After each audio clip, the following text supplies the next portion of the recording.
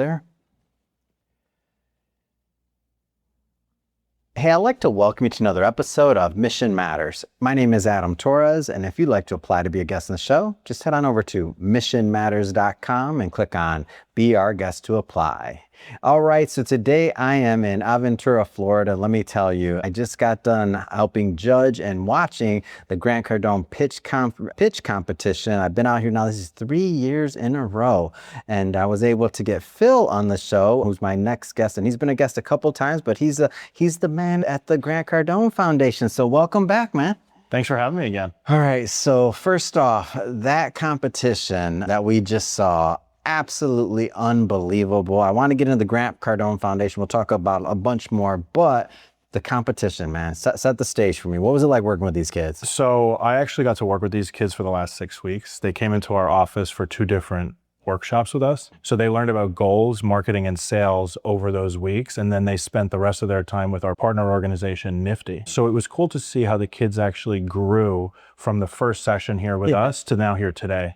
And what I thought was incredible, we talked about this during the judges' deliberation on how what the kids are pitching as far as their businesses are concerned. They were all AI based, but they're also solutions to problems that they actually experienced. And what was cool is I like that you said that what they're talking about, it's showing where the market is going. Even though they're 12, 13, 14 years old, the way that they're creating these solutions, now obviously AI is huge. So it was cool to see how they were incorporating that. And what about seeing like working demos? Like I was thinking about this like in the past, like even just 2 years ago, it would be like, we're going to do this because of obviously, you know, costs, things like that. But this time I feel like there was like maybe like 2 or 3 working demos where they're like, oh no, we actually have somebody we're working with or we're testing or otherwise, like insane. I think that's awesome because when you can actually, so what Grant says is show me, don't tell me. So if you can actually show someone an app, even if it's not perfect or there's some quirks or some bugs to iron out, if you've put in the time where you've developed something, and I think now more than ever, it's easier to create these types of things, at least in a base level, that it's very cool to be able to have these 12, 13, and 14-year-olds. And honestly, a 12-year-old, when I was 12, I was not on a stage like this. I would have been shaking in my boots, right? And so for them to actually come up, present their ideas, and have something to show us that's tangible, I think that just adds to the value. Completely. Yeah. Speaking of Grant and Elena Cardone, maybe give us an overview of the foundation overall, because I'll tell you, between year to year, these people, I just had Tim Story on the show. I've had other people, they were either on the cruise with you guys or something else, and I'm like, what? Like, I just keep every different angle. I travel everywhere and I hear something about the foundation. So maybe an overview of the foundation overall for those that don't know what you do. Yeah, well, Grant's whole thing is to be omnipresent. So he wants to be kind of everywhere at once. So I'm glad that the work that we're doing at the foundation is like, you're seeing it organically, right? And so the foundation is growing at warp speed right now.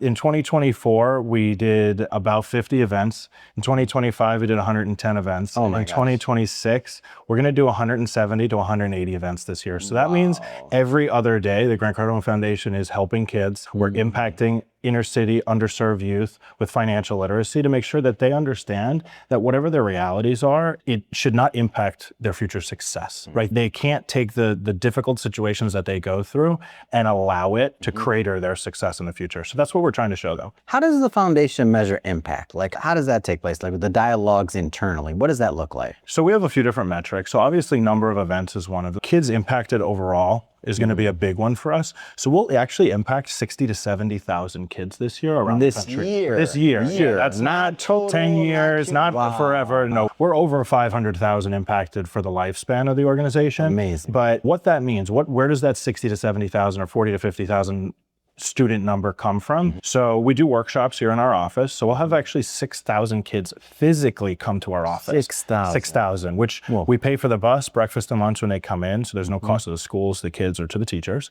We also do a huge Thanksgiving turkey drive where we last year donated 2,500 turkeys and impacted 10,000 people and families with that.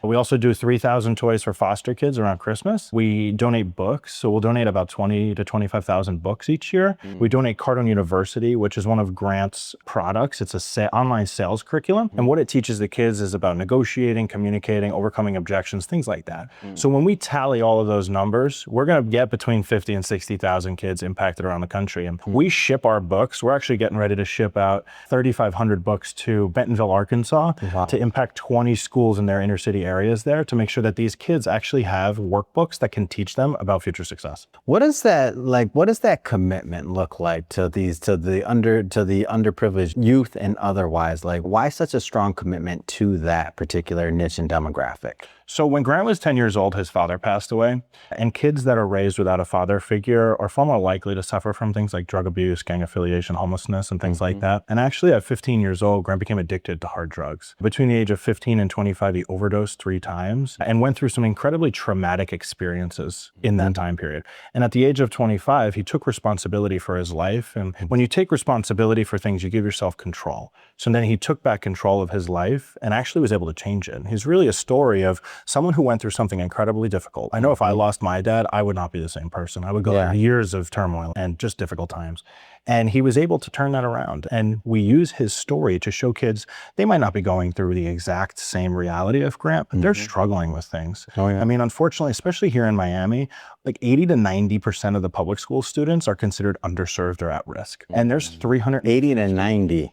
There's 350,000 students in Miami-Dade County. So call it 315,000 students in Miami-Dade that are underserved. It's wild statistics. That is a wild statistic. So you've told us a little bit about where you're at and the growth. Where's the vision going forward? Like, what's next? Yeah, so obviously with workshops here in our office and physically me involved and the team involved in all of these events, there's a scalability issue there, right? There's a ceiling. There's only 365 days in a year, and there's only so many days during the week, and the office is only available so many times. So now we're working on expansion without us actually having to facilitate. So what does that look like? We have business coaches here at our office. They license Grant's material. And what they want to do is teach the kids in their areas. So we're representative of over 100 countries where we have a business coach, and we give them this curriculum and they teach it to kids for free. So we're going to scale through teaching others on how to deliver the material that we're doing. We're also scaling. We have a partnership with the Circle of Brotherhood, which is a really great organization here in Brownsville, which is one of the more difficult areas of Miami. And we have what's called a 10X hub there.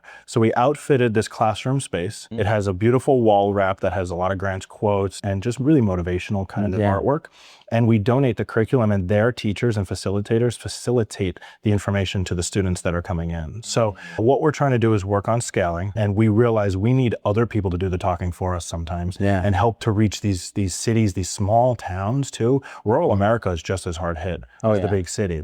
And so to be able to ship out our books, provide Cardone University, our other curriculum, support systems that we have, and teach others how to teach our stuff is going to allow us to go from, let's say, 170 events to 500 events, to 1,000 events. I mean, the limit truly doesn't exist when you equip people with the tools to be able to teach these kids. Oh man, I love it. What a vision. What a vision. So it's like we're having an event, and at some point every day you're like, what? They're like, what? Well, actually, we'll be doing an interview like this a couple of years, and I'll be like, actually, just so you know, we're holding an event right now. Right now, as we speak. There could be 10 actually, there might be 10 happening right now. We got one here. I want to see like a map. Like a map with like the, that'd be cool.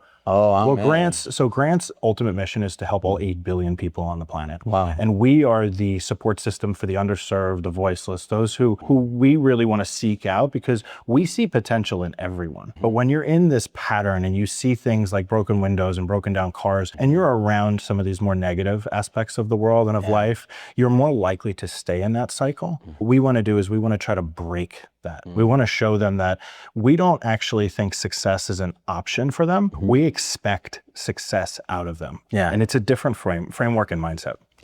So a lot of business owners, a lot of entrepreneurs, a lot of executives that watch this show. How do people get involved? Like, what do you need? Like, how do people connect? GrantCardoneFoundation.com is going to be our website. We have a great Instagram. We post daily. Grant Cardone Foundation on Instagram. That's going to be the best way to contact us, to see the impact, right? Every time we have a workshop in, or we're at an event, or we're making a big donation. Yesterday, we actually partnered with a local Chick-fil-A here. They donated all the food for our breakfast and lunch. So we're working on partnerships. We're looking to expand and work with some of the local sports teams like the Dolphins or the Heat or the Marlins down here. And so if they want to email us, it's info@grantcardonefoundation.com. So that's info@grantcardonefoundation.com. They can shoot us an email. I get those emails. Our whole team will get those emails. And when you email us, what can we provide to you, right? If you're a teacher, or if you are a business owner, or you are a community group activist, whatever you are, if you're supporting underserved kids and you think that books and online curriculum could help you, no matter where you are in the country, we will ship